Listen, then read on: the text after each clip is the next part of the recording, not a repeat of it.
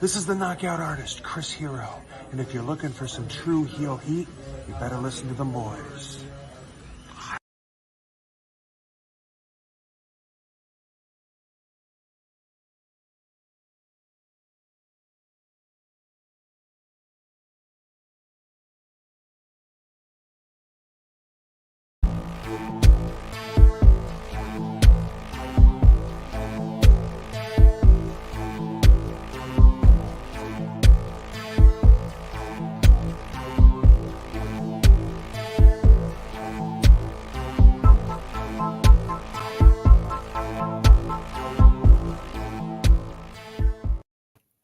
Hello. It is me, your True Hill Phenom, SP3. We are live on the True Hill Heat YouTube, Facebook, and Twitter for our New Japan Pro Wrestling Burning Spirit 2022 Roundtable review, breaking down the card from September 25th, 2022, from New Japan Pro Wrestling, from Kobe in Japan. I am here with the master of ceremonies for the past, present, and future of New Japan Pro Wrestling, your boy, your good brother, J News. Good morning, good afternoon, good evening, ladies and gentlemen. It's your good brother J News back at it again here. Me and SP3 talking about this Burning Spirit show. Yeah, we need to get to it because there are some things that happened, went down. We need to inform you people of what's going on and how New Japan is formulating things towards the end of the year. And yeah, let's get to it. SP3, how do you start this off? Some things. You heard the slang and the accent. The New York, it was coming out, was permeating through him right now. But yes, thank you everyone who is joining us live here on a Monday morning to talk about some New Japan Pro Wrestling. We appreciate everyone who is joining us live, everyone who is watching us on demand. Show your appreciation back by dropping a thumbs up on this video. Share this video with all your wrestling fans, friends, and family on all your favorite social media platforms. If you are new to the True Hill Heat YouTube channel, hit that subscribe button, hit the bell to stay notified for all the great content here. And if you're watching us on Facebook or Twitter, drop a like, drop a heart, drop a laugh. However, New Japan Pro Wrestling Burning Spirit 2022 made you feel. Let us know with those emojis. Let us know by dropping a thumbs up on the video. If you're watching us on demand on YouTube, let us know in the comments down below what you thought about Burning Spirit 2022. Let us know who was your MVP, LVP match of the night. Thumbs up, thumbs down for the show. And of course, if you're watching us with us live in the live chat, we want to hear you sound off on the show, what you thought about the show, what you think about all the stuff coming out of the show. We got Vala B showing you the super chat donation is the best way to have your comment highlighted on screen. The good brother Vala B always showing his support in that way with a super chat right here saying, you know, I'm always happy to see you talk about my favorite promotion, and I'm always happy to see J News on the channel. Fun show, banger main event, and we're going to talk all about that. Thank you so much, Vala B. Happy to see J News back on the YouTube channel. You've been more on THA Sports than you've been here since the G1. Hey, man, my services are needed elsewhere from time to time, so you know. And mind you, New Japan hasn't had much news to talk about as of late, but it's going to be ramping up, man. You know, with Royal Quest and this what's the nice name of the other show? Declaration of Power. Declaration of Power coming up.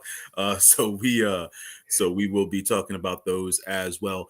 But yeah, man. Well, where should we start off? From the top of the show? Should we talk about just a couple of matches? We'll start with the top of the show. We do have another super chat donation here from Vala B once again. Thank you so much, Vala B. We appreciate that. He says, I mean, this show had some of it all. The comedy, some feels, a little annoyance that Chad Too Bad beat Tana, but that main event though. Yes. Yeah. Great comment, great super chat donation. Thank you so much, Vala B. We appreciate you so much. Overall, about the show, what's one word how to give your feelings on Burning Spirit 2022? James? From an overall show perspective, I would say it was a good show. Just because it had it's September 25th in comparison to the last time I watched a New Japan show, which was at the beginning of the month. So it was about 3 weeks. So it was a good feel. So it was a good show. prototypical New Japan show with a bunch of tag matches before we got to the main matches and stuff like that. Good to see all the talent go through, get their licks in and get their reps in and stuff like that before the wave of new shows that'll be coming up in the next couple of weeks. So that was good to see as well. Some storyline building here and there, some deception, some betrayal, as Vala B mentioned as well. Some good emotion.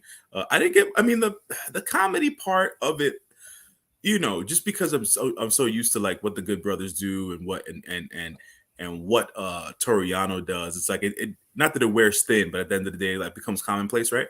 Because but this was like the very worst of some of that. We'll get into that when we get into the show. My one word to describe Burning Spirit 2022 is serviceable. I think it was serviceable in setting the stage for New Japan for the rest of the year. Mm-hmm. They got a series of big shows throughout this month, starting with Royal Quest 2 this weekend. Then you got Declaration of Power next week. Next Monday, I believe. Monday. Next Monday. So we'll be back here, J News, I guess Tuesday, to talk about that show as well. So a rare occurrence where New Japan has a big show back-to-back weeks. I think serviceable is the best way I could do it, where it was a lot of building up for either Royal Quest 2 or Declaration of Power, but the last three matches I feel like delivered in a pretty good way. We got Ashton Ash in the live chat saying, all right, the Enforcer Double A is here. What's up, True Hill Heat Wrestling family? Get well soon, Kushida. Yes, Kushida was one of the notable missing components to the show. We'll talk about that when we get to his match. Alan Weinstein saying SP3 and J News. What's up, fellas? We got G Loke. Golden Loke in the live chat saying time to turn up at True Hill Heat. And we also got Vala B, who explains himself, saying, for me, comedy meant the relationship of Naito and Zack. Hell, even Sonata and Taichi. Sure, I will say, those I'll give you that. Funny. Yeah. Those are definitely funny. Yeah. Funny stuff all around there. Let's get into the action on this show. From Kobe, Japan.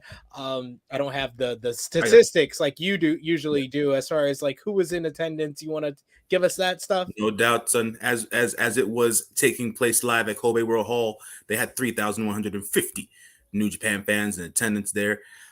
They were back for the first time since the year prior. First matchup, 6-man tag. We had Los Ingo and Naruto Japón, Bushi, Hiromu Takahashi, and Shingo Takagi going up against the Bullet Club members of Hikuleo, Kenta, and El Phantasmo. This match lasted about 8 minutes and 43 seconds. Shingo Takagi actually won this particular match, and he pinned El Phantasmo. With the low blow and the Cobra pin. The Cobra pin.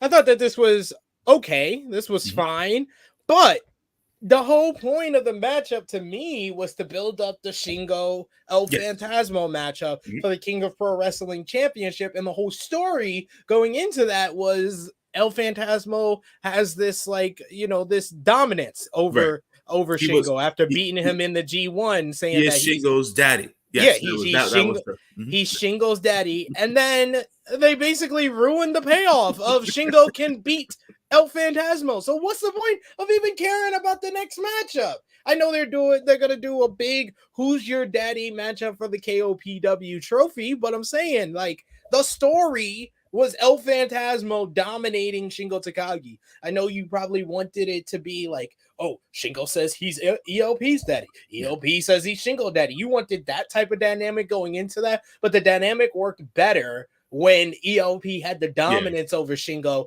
and Shingo wanted to put up his trophy to prove that he can beat ELP. That sounds like a better story than one person says they're their daddy, the other person says they're their daddy.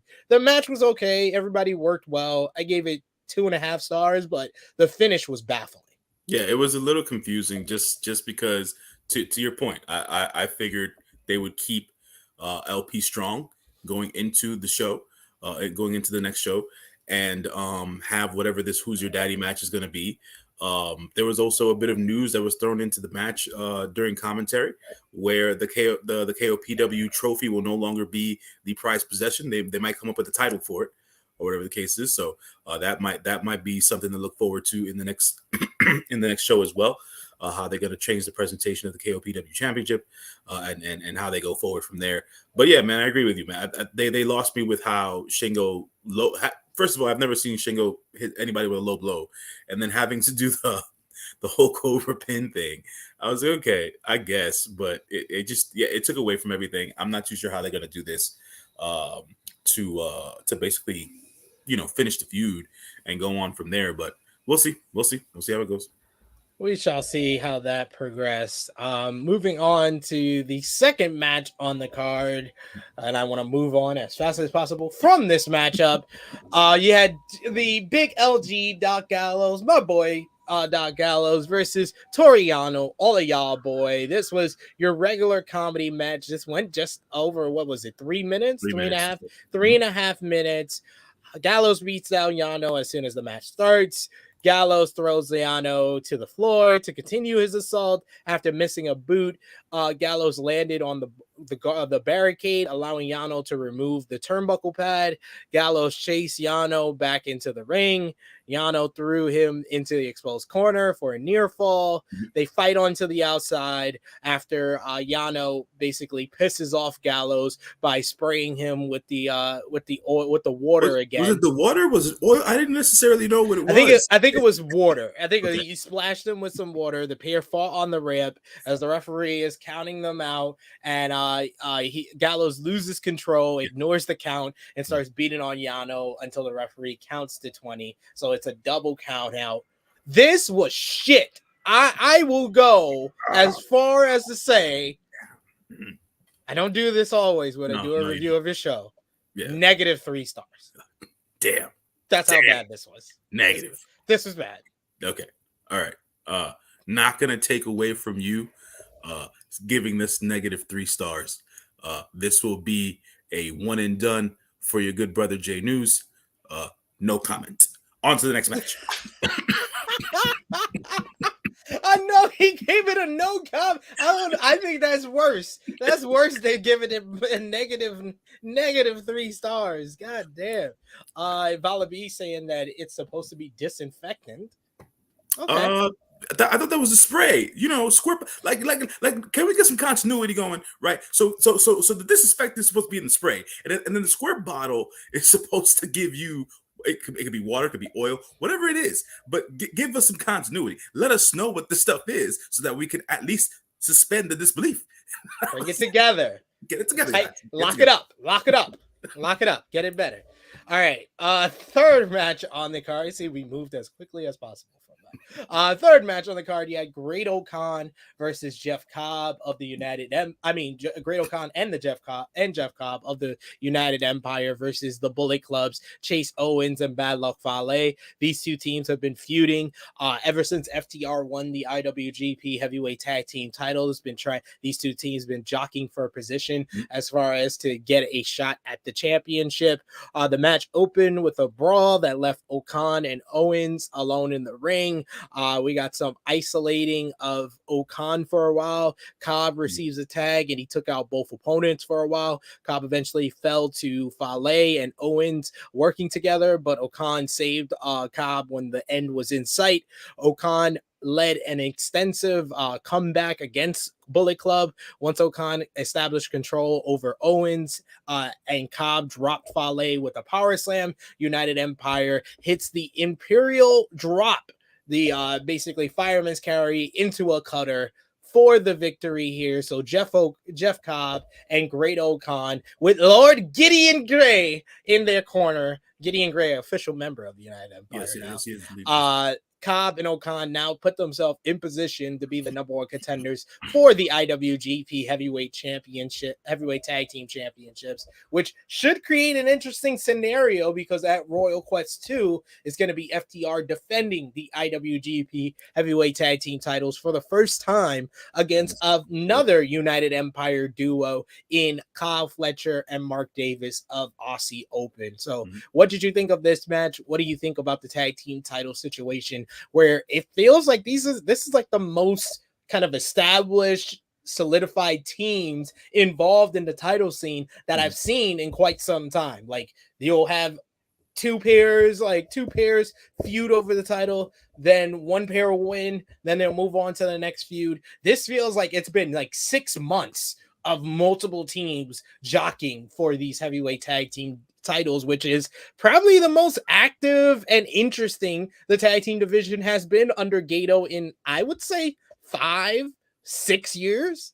Right. I mean, at the end of the day, I think that what they have been trying to do, because FTR are now the champions, is give it more of a concentrated feel and a more important feel, right? Where it's just a couple of teams and not a whole bunch of teams vying for these championships. I felt like, from a TV standpoint, right, from a watching standpoint, the gist of what I got from the match was more or less building towards World Tag League and even World Junior Tag League, which is coming up as well. They kept on mentioning that during commentary.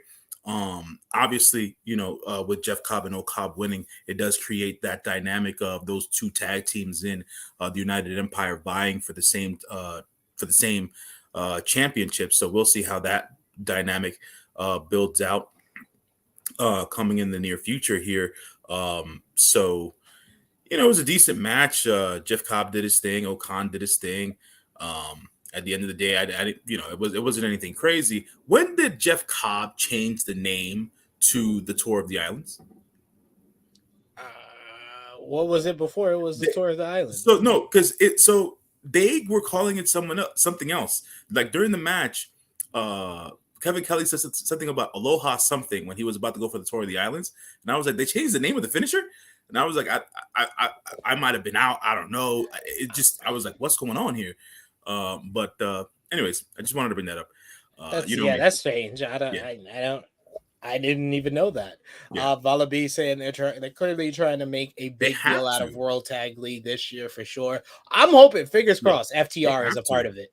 Yeah, I think that's more the viable piece, right? Having, now that they also mentioned this during commentary during the show, now that you no longer need visas to travel to Japan and stuff like that, travel is going to be even easier and things of that nature. The feel is now with the World Tag League and the Junior World Tag League that we will get a lot more talent in for these particular tournaments. So that'll be something that I will be looking forward to as well in the coming months when the tournaments start to take place.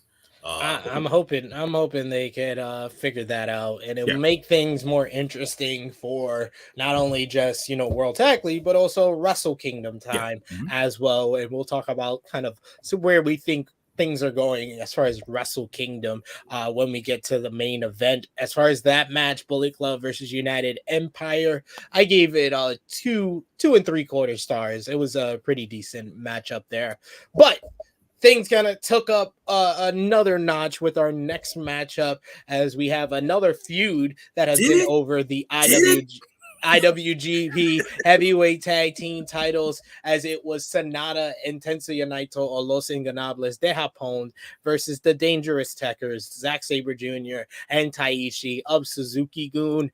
These are kind of two separate feuds going on. Taishi and Sonata have kind of been in a one-upmanship type of feud, while Zack Sabre Jr. and Naito have been feuding since Naito defeated ZSJ in less than 2 minutes in the G1 climax tournament.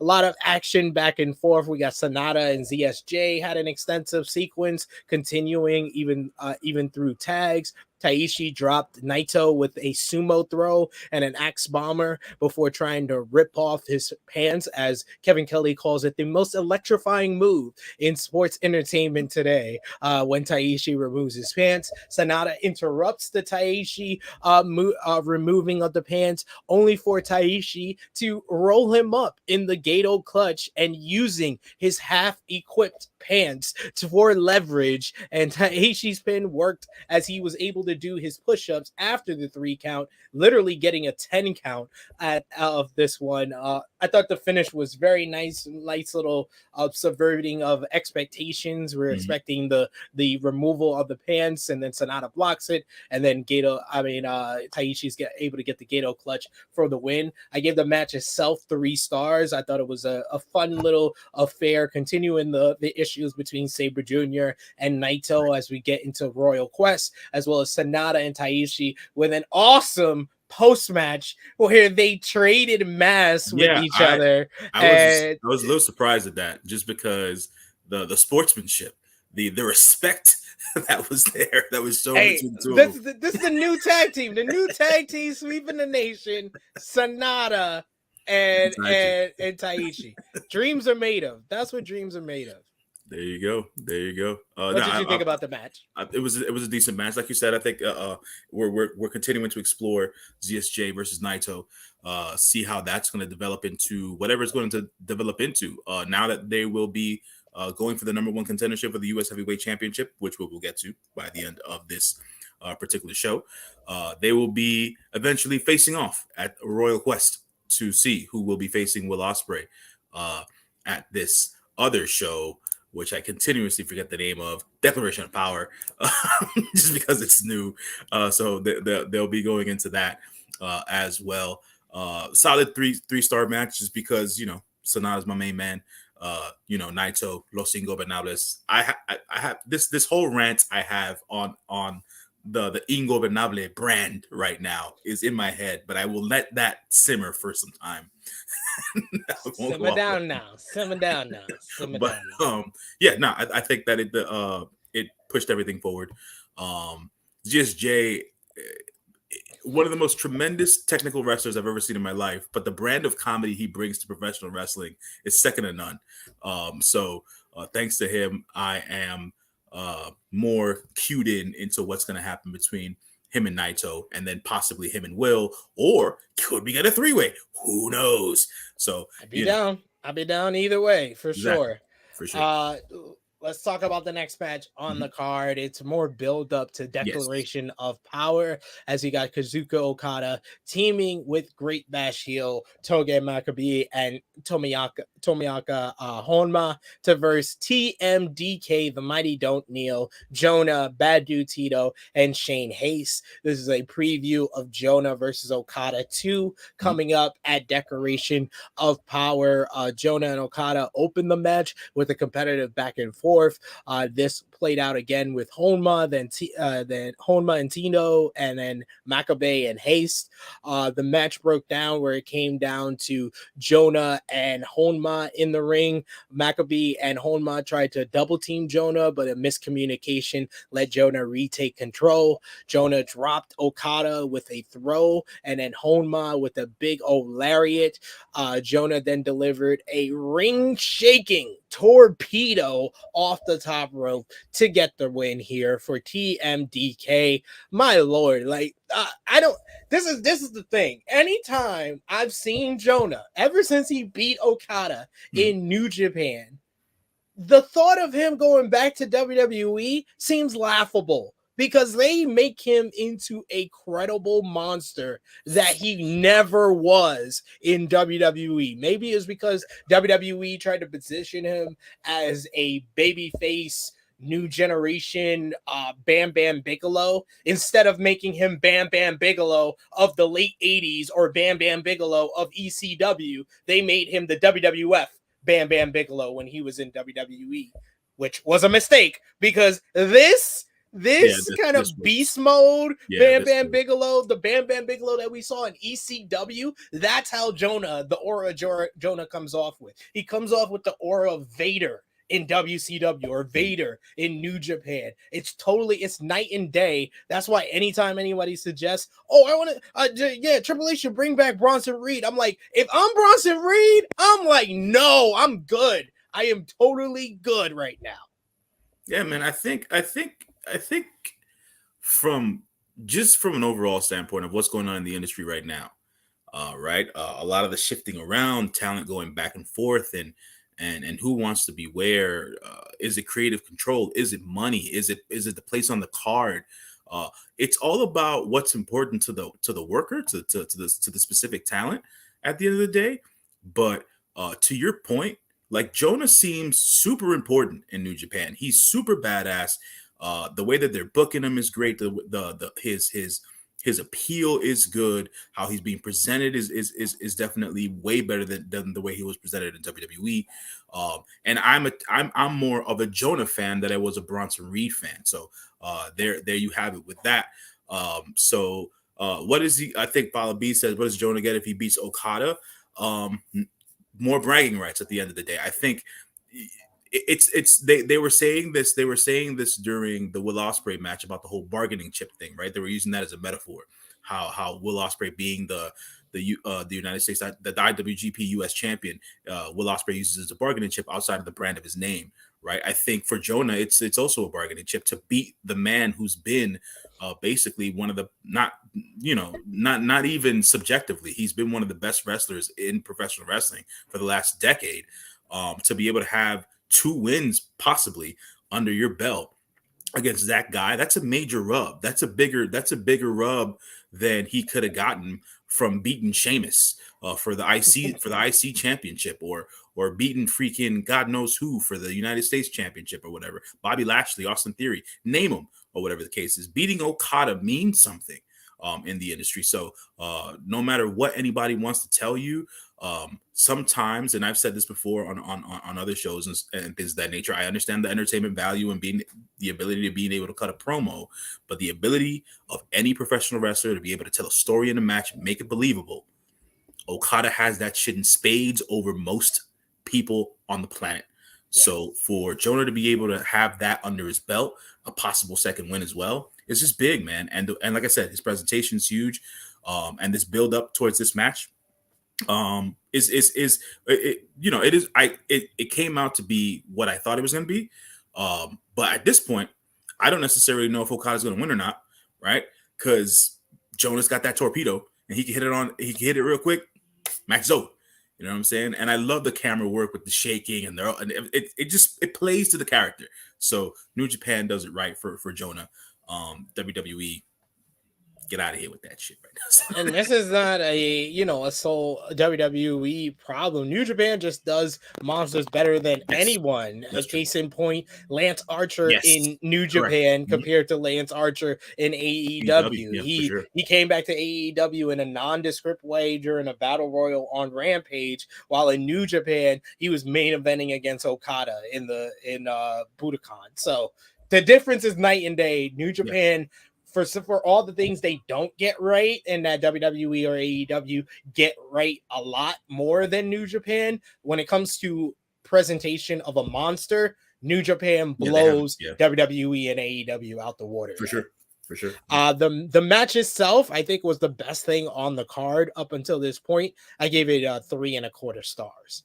But let's move on to the next match here. You got Taiji Ishimori, IWGP Junior Heavyweight Champion, teaming up with the IWGP World Heavyweight Champion, Switchblade Jay White, to verse Jado and Tama Tonga. Jado was a last-minute replacement for Kushida. Kushida getting hand, foot, and mouth disease. This is something that regularly happens to parents of newborns. So hopefully he has a speedy recovery. But what did you think about New Japan replacing Kushida with Jado in this one, J News? I mean, they didn't have a choice. So yeah, it is what it is. When the announcement came down that Kush the God had hand, foot, mouth disease, or whatever the case is, I was like, oh shit, he must have got from one of the kids. I wasn't wrong. You know what I'm saying? He's got small children at home, or whatever. So he'll recover from that. He'll bounce back quickly and whatnot. Putting Jado in this match or whatever. I mean, it's the massive heater at the end of the day. Come on. It just works. The massive heater. Yeah, This was typical what you probably would expect here, except yeah. I would say Jado was a little bit better than I Yeah. thought he would be. He put on his working boots for this one here. We got Ishimori. He forced Tama to tag out at the end. Jado comes in and he held strong against the IWGP Junior Heavyweight Champion until Ishimori was able to lock in a crossface transition into the bone lock, forcing Jado to submit. As the match ended on the outside of the ring, Switchblade Jay White was choking Tama Tonga with a camera cord. So the Bullet Club gets the victory, picking up some momentum as we head to Declaration of Power, where Switchblade Jay White will race Tama Tonga for the IWGP World Heavyweight Championship on October 10th. But this won't be the last we would see of Switchblade and Tama Tonga on this night. But for this match in particular, J News, what did you think? I mean, it was what it was at the end. I think that it was more for to continue the feud between Tama and Jay White here. I figured that if Kushida was in the match, obviously it would have been more tailored towards Kushida and Taiji Ishimori, and you would have had some smatterings of Tama and Jay White, but it was more concentrated on Tama and Jay. But what happened later on in the show was really more clear as to what the future might hold for the Bullet Club and happenings there. But decent match. I'd say 2.5 stars. Just another New Japan standard affair. Yeah, I go 2 3/4. I thought it was well wrestled, and like I said, Jado surprised me because he was working really hard in this one. But it was time for the important matches on this card. IWGP Junior Heavyweight Championship, Junior Heavyweight Tag Team Championships up for grabs as TJP and Francisco Akira of the United Empire defend against Ryosuke Taguchi and Master Wato, team 6 or 9. This was your typical 6 or 9 type of title match.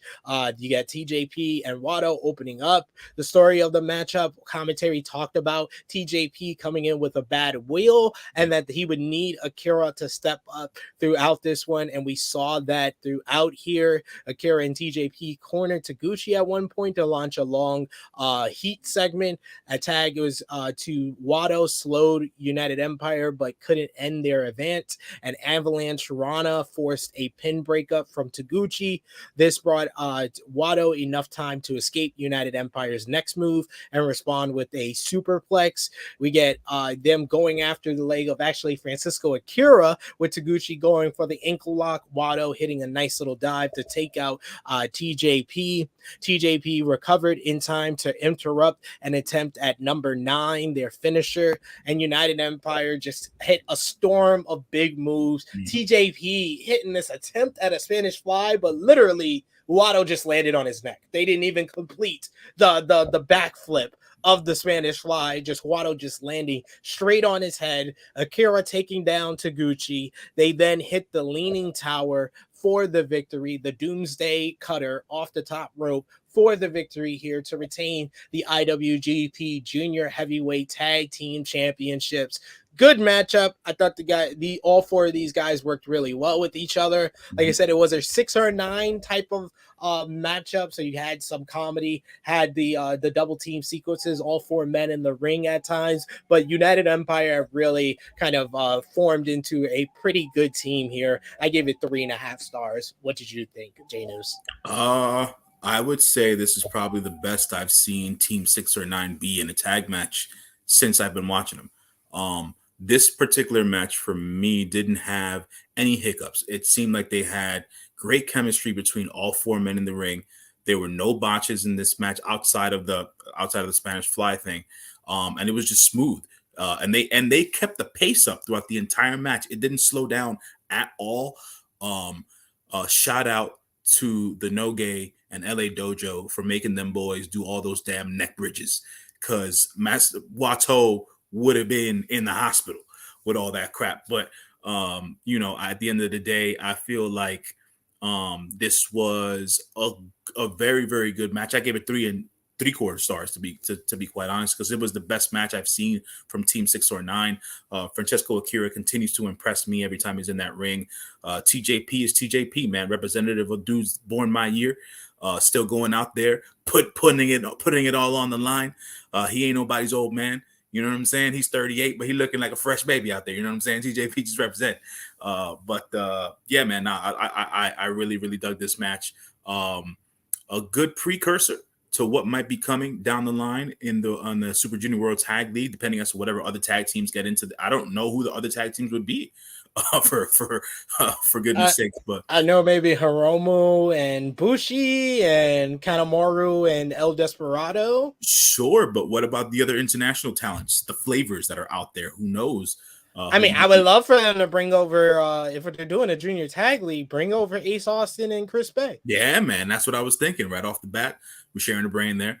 That would be cool. I don't know if this is even possible, but would Darius Martin be cleared in time to be a part of that? Probably not. Probably not. I was wishing. I was hoping. Hey, Kushida's back. Give me time splitters. Give me time splitters in the junior tag league. There you go. I mean, we could get. I mean, instead of time splitters, we could just get the Motor City Machine Guns, being that they've made their way back. So Private Party is another good shout too. Oh, okay. Valor B saying Darius has already been cleared. Interesting. Haven't heard that, but I mean, if that's a thing, let's get it popping. You know what I'm saying? Let's get it popping. That's the thing. He's like, I'm ready to see it. I'm ready to see it, man. At the end of the day, like, you're looking for a specific kind of action and attribute out of the Junior World Tag League. So, give me the dives, give me the flips, give me the action. Those boys, they give me that. So that'll be cool to see. Yeah. I'm not too sure when you saw that, or where was he working on Dark? Because I remember when he got into his car accident in May, Malachi said he's going to be out for 6 to 9 months. So I don't know where you've seen that, or are you mixing up Darius with Dante? With Dante, yeah, because Dante's been wrestling though. So yeah, he's been wrestling. Yeah. So well, shall see. But yeah, really good matchup, and I'm interested to see who they're going to put into this junior tag tournament. But let's talk about Never Openweight Championship, our semi-main event. Machine Gun Carl Anderson defending against Hiroshi Tanahashi. This was a House of Torture match, basically. You got the match open with an extended filling out process. Yeah. Tanahashi gained the advantage, and he really controlled the matchup by attacking the legs of Anderson with the dragon screws continuously for his troubles. This brought Anderson enough time to land, though, a spine buster. He had a TKO for a near fall. He set up for the gun stun, but Tanahashi blocked it and hit a pair of dragon screw leg whips. Tanahashi locked in the Texas Cloverleaf, but then Gallows tried to distract the referee as Anderson tapped out, buying him another chance. Toriano came from the back and attacked Gallows, evening the odds. Anderson tried to land the stun gun again, but Tanahashi blocked it. He landed a sling blade and then tried for the high fly flow. He hit the first one to a standing Anderson, then went for a second, but Anderson got his knees up and got a near fall. Gallows grabbed the leg of Tanahashi, preventing anything resembling a comeback, and then Anderson used the distraction to hit the gun stun to retain the Never Openweight Championship. Pretty good matchup, but a lot too much interference. I just gave it 3 stars. The post-match, though, was where the quality picked up a bit. After the match, Switchway Jay White hit the ring and beat down Tanahashi with the help of the Good Brothers. This lured Thomas Honga to the ring, and he basically cornered Jay White until Hikuleo walked down to the ring. He stared down with his brother. When forced to choose between Blood and the Bullet Club, Hikuleo chose blood. He has finally turned on the Bullet Club, rejoined the Gorillas of Destiny. Hikuleo choked Switchblade Jay White, then threw him into Tama, who hit the gun stun to lay out the IWGP World Heavyweight Champion. Tama Tonga then picked up the title and picked up Anderson's Never Openweight Championship, handed it over to Hikuleo, and the two brothers raised two of the top titles in New Japan Pro Wrestling. So you got Tama Tonga getting his shot at the IWGP World Heavyweight Championship coming up on October 10th at Declaration of Power against Switchblade Jay White. And now it looks like Hikuleo will be going after Machine Gun Carl Anderson's Never Openweight Championship. What did you think about the match between Tada and Anderson and the post-match with Hikuleo choosing blood? So about the match, right? Left a lot to be desired at the end of the day, but you know, it is what it is at this point. Carl retained, which is fine, because you needed somebody to feud with Carl outside of Tanahashi, so that Carl can lose the belt, because the Never Openweight Championship doesn't stay with one person. So that is clearly now the big man Hikuleo. I want to see what Tama Tonga brings to the main event versus Jay White in Declaration of Power. We will see how that goes.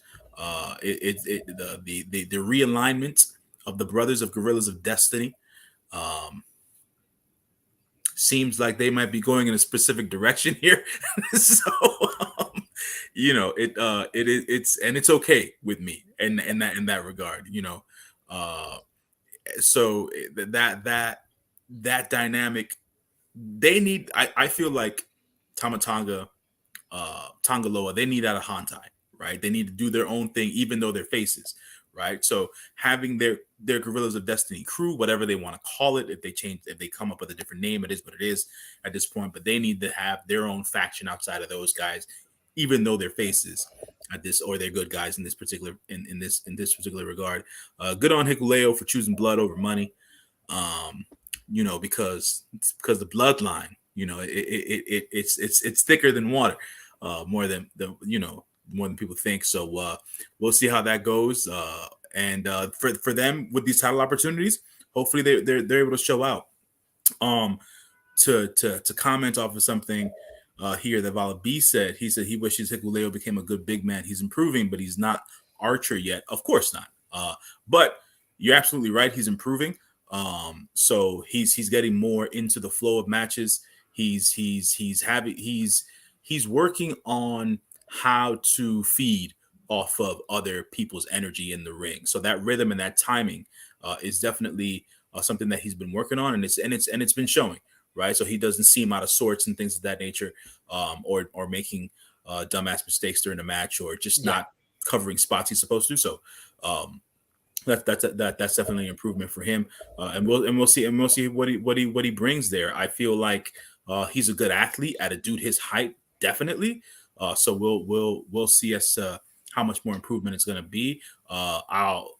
My thought process is he won't beat Carl for the championship, but I want to see how Carl leads him through a match, just to see how if he picks up anything, and if that becomes a more of a learning experience for him to be taking forward into the weeks, months, and years in his career and stuff like that. So I'm interested to see what they're gonna do with that type of matchup, with Machine Gun kind of leading the way for the relatively green big men.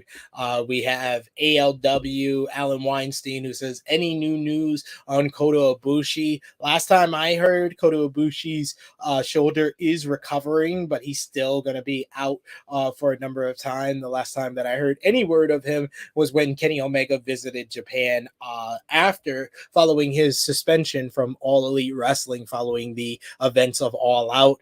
And I haven't heard anything other than that.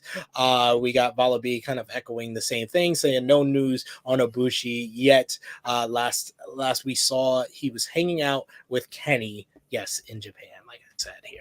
But let's talk about the main event of New Japan Pro Wrestling, Burning Spirit for the IWGP United States Heavyweight Championship. Will Ospreay defending against David Finlay. Of course, David Finlay earned this opportunity by defeating Ospreay in the G1 Climax 32 tournament. And now we have the match here.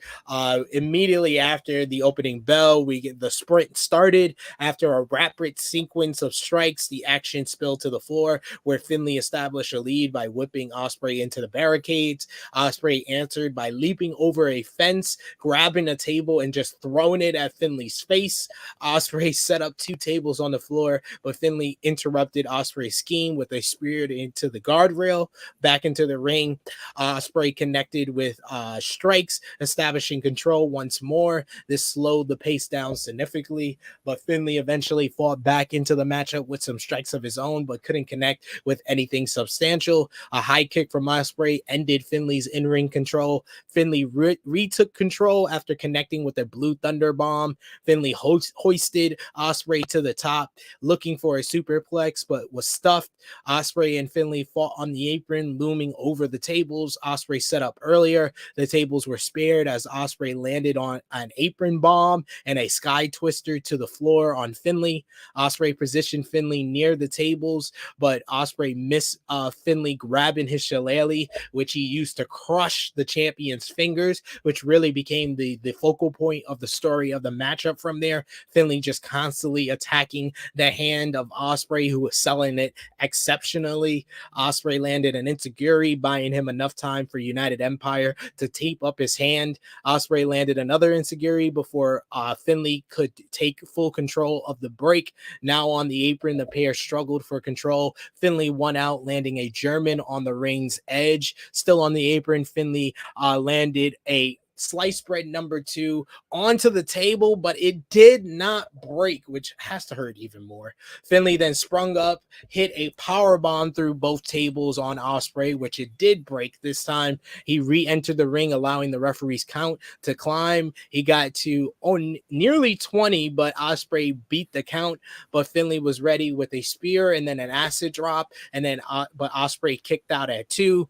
Ospreay tried for the Oscutter, but Finlay reversed, and then Ospreay caught Finlay's attempt at a follow-up with a Spanish fly. Finlay bounced back up, landing Trash Panda immediately after, but Ospreay found the bottom rope to break the count. After the near fall, Ospreay hit a confused Finlay with a hidden blade. Both men now grounded, traded strikes as strikes turned into bigger moves. Finlay landed an Oscutter of his own. Ospreay kicked out. Finlay tried for an acid drop, but Ospreay reversed into a super Oscutter. Ospreay went for the Stormbreaker right after, but Finlay blocked, so Ospreay hit a pedigree instead, and then a front-facing elbow strike. Finlay kicked out of that one. Ospreay finally was able to lift up Finlay, get him on top of his shoulders, hit the Stormbreaker for the win. 1, 2, 3 to retain the IWGP World United States Heavyweight Championship. Tremendous main event. These two guys worked extremely well with one another and did that here and told a really great story. I gave it 4.5 stars. I thought it was a little bit better than their G1 match, even on par with their New Japan Cup 2021 battle. After the match, we had United Empire come out to celebrate with Ospreay. Naito walked down to the ring. Naito congratulated Ospreay on his win and challenged him to a match. Before Ospreay could answer, Zack Sabre Jr. strolled to the ring and claimed he should be Ospreay's next challenger. He says, Naito, you beat me in the G1, but this stupid bastard beat you, talking about Ospreay. And then Sabre Jr. challenged Naito for Royal Quest 2, and the winner gets the next shot at Ospreay.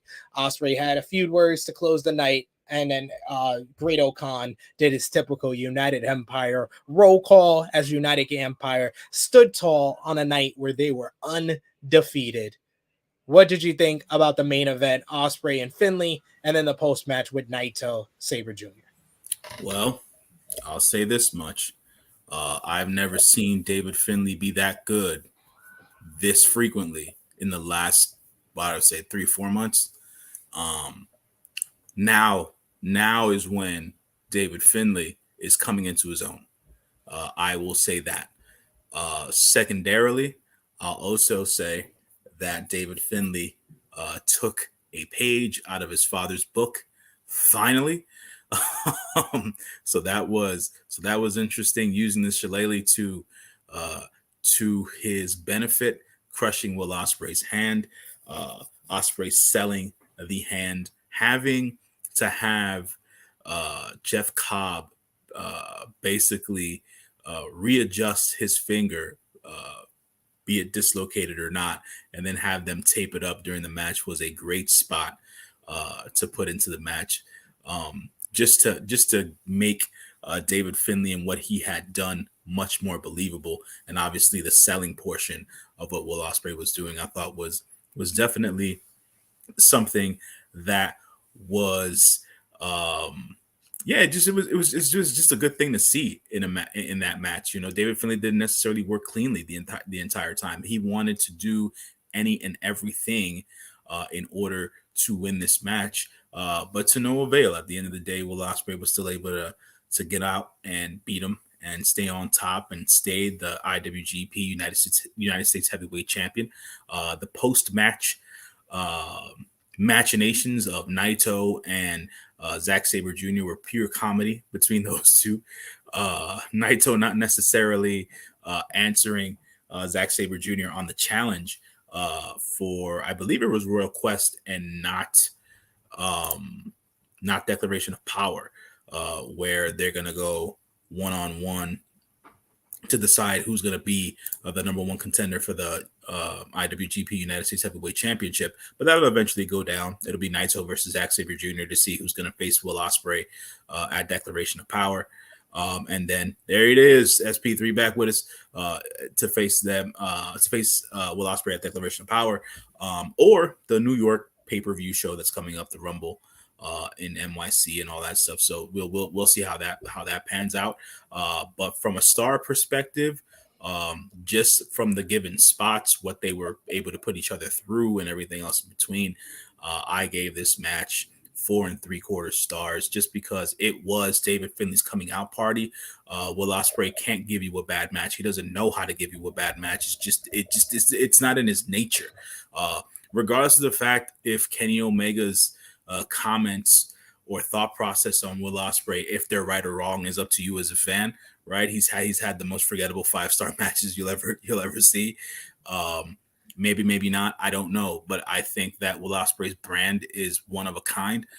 Kevin Kelly was definitely putting him over on commentary as to how special Will Ospreay is, and he's definitely that, man. He's definitely a special talent inside the ring and on the microphone when he's given a chance, man. So don't sleep on Will Ospreay there as well. His selling ability during this match, I was mentioning this earlier, SP3, before you got rudely interrupted there. That whole dislocating of the finger thing, where Jeff Cobb had to basically put it back into place and then having to tape it up. I thought it was a great spot in the match. Yeah. Definitely made it more believable. Gave Will's selling ability a specific level, but at the same time, it gave David Finlay's ability to do some underhanded and violent shit in a match much more ability. It continued kind of the story that the latter half of the G1 was telling, where Ospreay is still a heel, but he is slowly but surely turning babyface. Right. And I think that the story of the match, once he hit him with the shillelagh using nefarious means to kind of get an advantage in the match, it kind of turned our expectations on its head. Because going into the matchup, of course, we all expected Will Ospreay would be the heel, David Finlay would be the underdog babyface, but as soon as that happened in the matchup, the roles reversed, and Ospreay was the babyface fighting from underneath against Finlay, who was using more of his dad's tactics to get control. I mean, using the shillelagh and then the powerbomb through the table didn't break through the first spot that Will Ospreay initiated, but then the table broke once David Finlay initiated the powerbomb spot where he got Will through both tables there. Yeah, man, David Finlay seems to be, I mean, coming into his own is the term that I use, obviously using his the nefarious means that his dad used to use. But from a wrestling fan perspective, from a generational perspective, I would say we're so far removed Finlay years of wrestling in the ring that people are gonna. I think that if they keep on putting David Finlay in this trajectory, this will be him, right? Yeah. And people won't necessarily tie it to his dad or whatever unless commentary mentions it.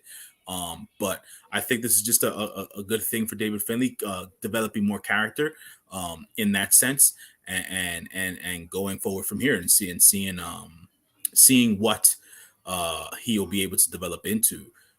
John J here says Ospreay has to be a wrestler of the year in the words of Sheamus, banger after banger, etc. I think people get confused with wrestler of the year. There's wrestler of the year, and then there's most outstanding wrestler. The difference of the two is that the most outstanding wrestler is the guy that put on the best matches, right. The best matches. That's Will Ospreay. Yeah. Will Ospreay is no question the most outstanding wrestler of the year. Wrestler of the year is something else. You have to have the matches, but you also have to be considered the top star of your individual promotion, company, the face of the promotion. You have to be a draw. It considers star power. It considers the your microphone work. It considers the feuds you have in the year. Wrestler of the year considers everything. Where I think Will Ospreay is in that conversation. The thing that hurts him is he doesn't have the platform of a WWE or AEW, despite having matches in AEW, and he's really not been considered the top star of New Japan this entire year, regardless of him having more banger matches than anybody else in New Japan.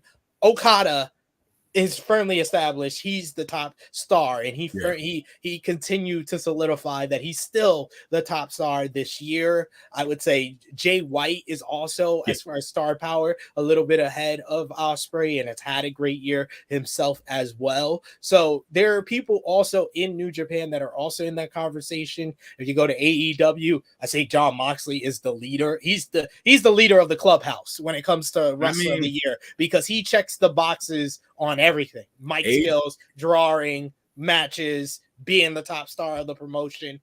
Roman Reigns also in that conversation. He gets a little bit off because he's had some time off. Seth Rollins would be in the conversation, but he's not been considered the top star of his promotion, and he's lost way too much to be the wrestler of the year. And I think Cody would also be in that conversation if he didn't go out to injury.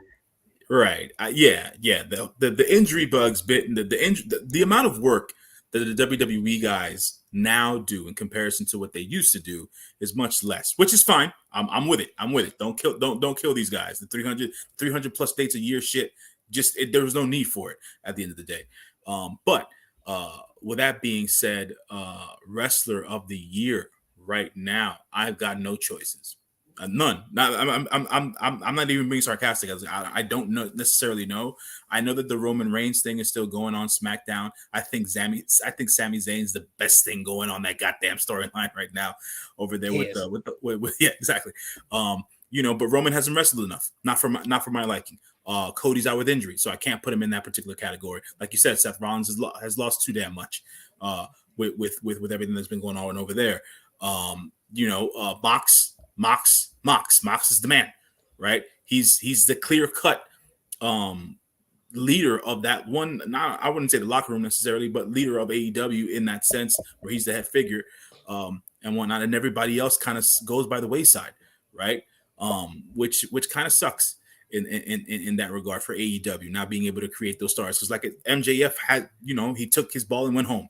Right, so it's like you can't put Maxwell in that particular category. Kenny's been out with injury. Hangman's had a year since he lost the title. They have not focused on him exactly, at all. And it's like, and then the homegrown guys, right? They still haven't been able to develop them as the bigger stars that they wanted to develop them into.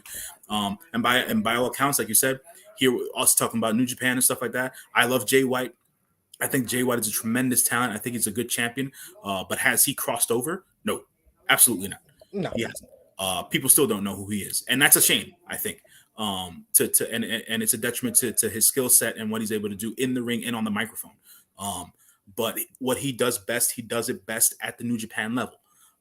And that's something where I think he's going to need to find that. I'm not sure to call it an it factor, but he needs to find something in order for it to be able to how do I say, translate into over here in the States and stuff like that, or whatever the case is, because that Impact platform is just isn't big enough for him, and it was hit or miss when he was on AEW TV. So that's that, and then I mean, Okada's Okada at the end of the day. Do you think? And here's the thing: that someone's a big star when he came out on AEW TV a week before Forbidden Door, got the biggest pop on the show on a run out with him with sweatpants on, when no one ever sees him like that, or whatever the case is. You don't think that Okada would get that same pop and reaction on a WWE platform?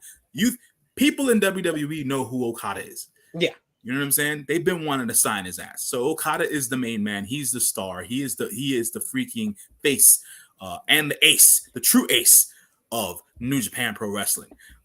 So for all intents and purposes, Okada's still the man over here. But the whole wrestler of the year thing, as John Jay brought up, I don't know, man. I don't know. Tony Tenisu's been kind of a balls in the air type of year for me. Hey, you got like 3 months to decide who you want to go with. Of course, we'll be doing our year-end awards here on the True Hill Heat YouTube channel on the final True Hill Heat of 2022. But J News, we got some big shows coming up for New Japan Pro Wrestling. We got Royal Quest 2. The cards for both shows coming up this weekend were released this morning, as well as Declaration of Power coming up on October 10th. If you are a Patreon backer, patreon.com/True Hill Heat, myself and J News will be doing a preview show on our Patreon for Declaration of Power. But let's run down the card for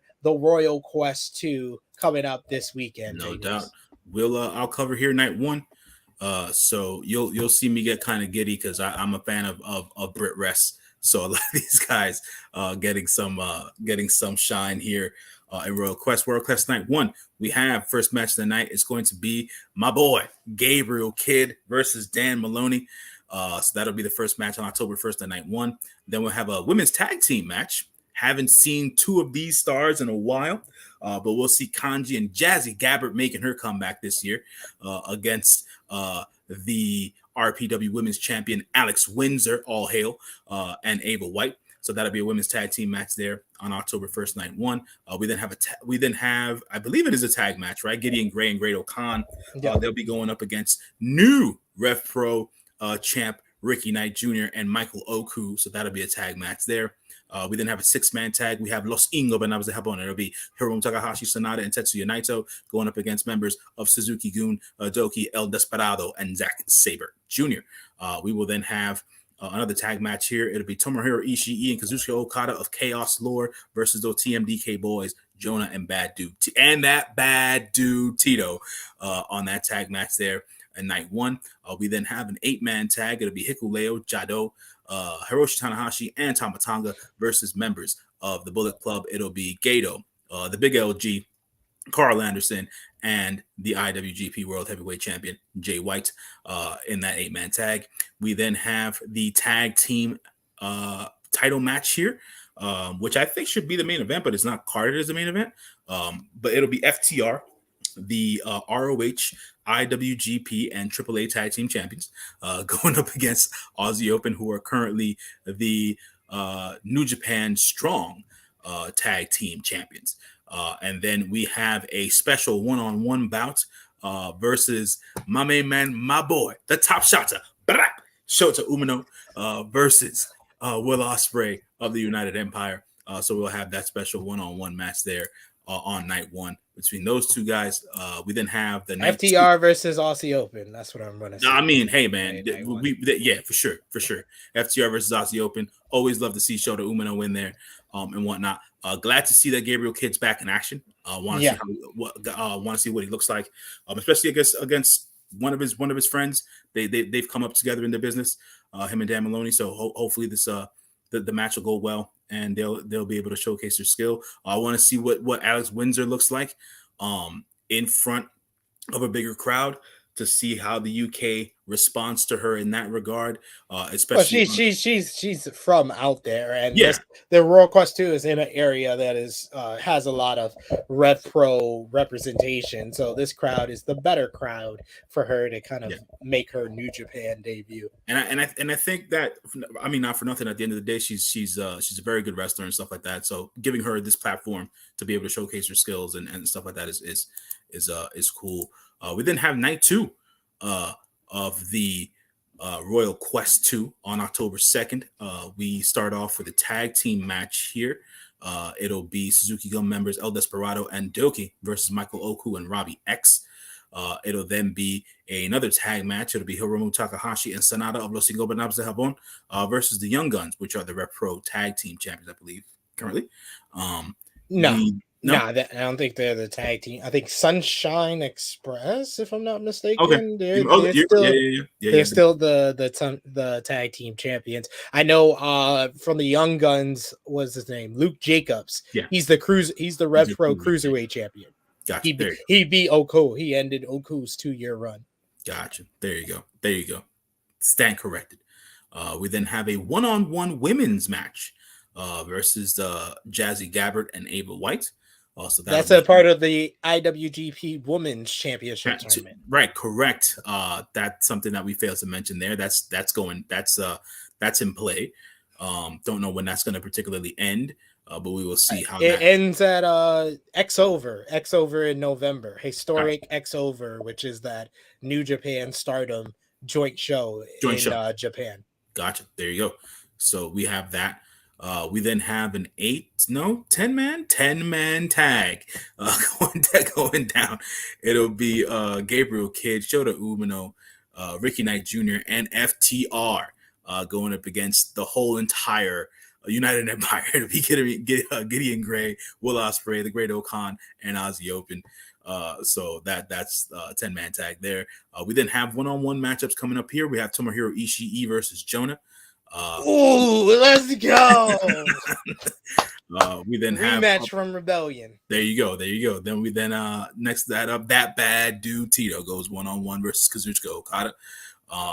And then we have another 6-man tag team match here. We have Hikuleo and Tama Tonga along with Hiroshi Tanahashi going up against Bullet Club members, the Big LG, the Good Brother, Carl Anderson, and Jay White, the IWGP World Heavyweight Champion. And then we have the main event, one-on-one, Zack Sabre Jr. versus the Ingovernable One, Tetsuya Naito. That'll be for the number 1 contendership match for the United States Heavyweight Championship of the IWGP. So that is Royal Quest Nights 1 and 2. And I'll give you the so far card so far for Declaration of Power. So far, we have announced it'll be Jonah versus Kazuchika Okada on that show, Jay White versus Tama Tonga. Ren Narita has a comeback match in this particular show, so his opponent has yet to be announced. Kushida will be returning from his leave of absence due to sickness, so he'll be having his matchup against Taiji Ishimori there. Non-title. Because it says special singles match. And then we have that KOPW 2022 provisional match. Who's your daddy match? It'll be El Phantasmo versus Shingo Takagi. Those matches have been announced so far for Declaration of Power, which will be taking place on October 10th, which is a Monday at Ryogoku Hall. So that's how it's going down. And that is how it'll be taking place. Ren Narita first graduated from his band. Yes. Congrats to Ren Narita to answer Vala B, even though I think you answered it.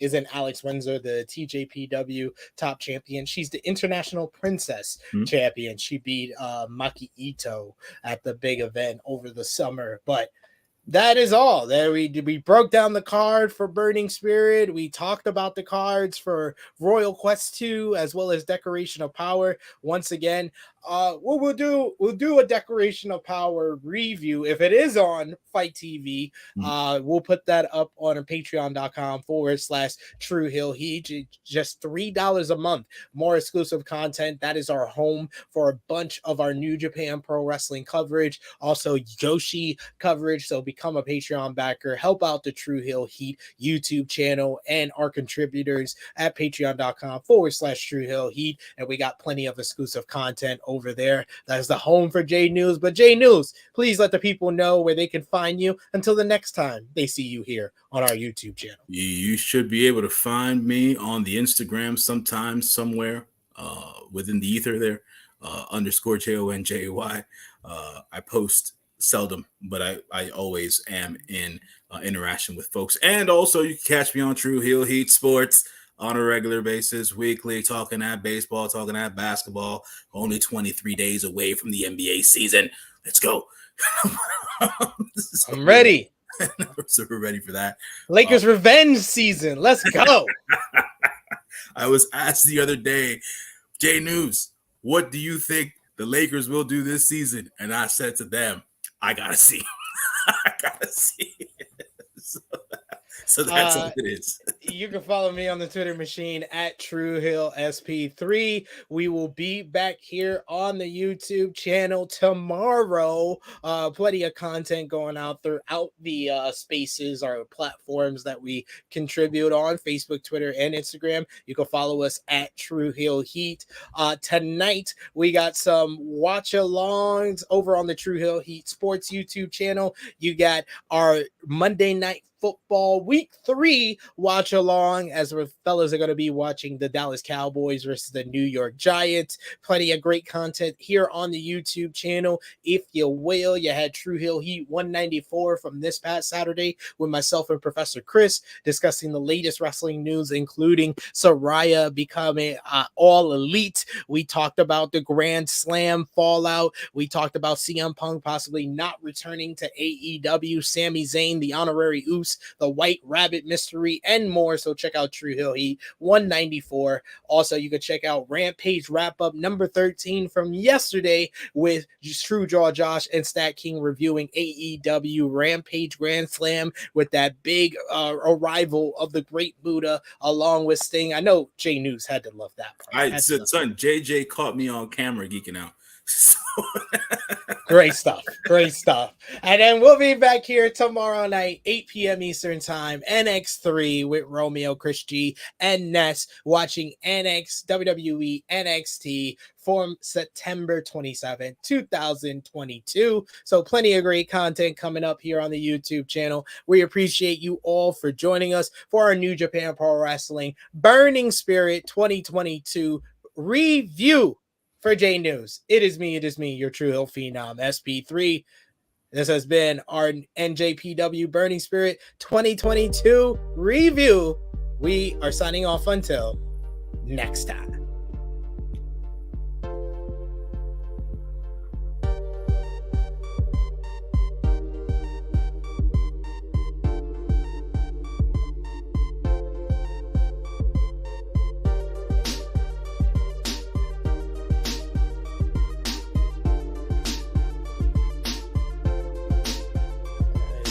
Still going.